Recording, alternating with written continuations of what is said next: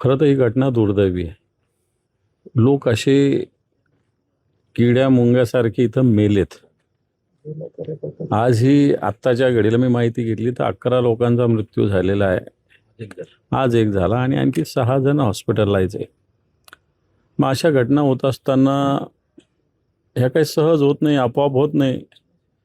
याला काहीतरी हिस्ट्री असते. पोलिसांनाही माहिती असतं की इथं काहीतरी चालू आहे, इथं काहीतरी अशा पद्धतीनं दारू विकल्या जाते, जी विषारी आहे किंवा इनलिगल विकली जाते. आमचा प्रश्न असा आहे की पोलीस झोपलेले होते का? आपल्या पोलीस स्टेशनच्या हद्दीमध्ये काय घडतं तिथल्या पोलीस स्टेशनच्या इन्चार्जला माहिती नाही पी-आयला? मला असं वाटतं त्यांच्या आशीर्वादाशिवाय या गोष्टी होऊच शकत नाही, झालेल्या नाही.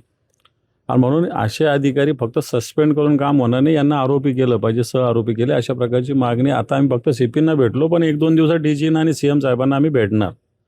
आणि याच्यामध्ये एक्साईज आणि पोलीस, आपण पोलिसांना दोष देतो, पोलिसांचा जेवढा दोष आहे तेवढाच दोष एक्साईज अधिकाऱ्यांचा सुद्धा आहे. आणि यांना सुद्धा जर 11-11 जीव, 12 जीव आणि पुण्यामध्ये काही 8-10 लोक जर जात असतील तर मला असं वाटतं याच्यात हे अधिकारी सुद्धा नुसतं सस्पेंड करून प्रश्न सुटणार नाही. यांना सह आरोपी केलं पाहिजे. आणि येणाऱ्या काळामध्ये एखाद्या पोलीस स्टेशनच्या एरियामध्ये एक थेंब सुद्धा जर अशी दारू विकली जात असेल तर तिथल्या पी-आयवर त्वरित कारवाई केली पाहिजे.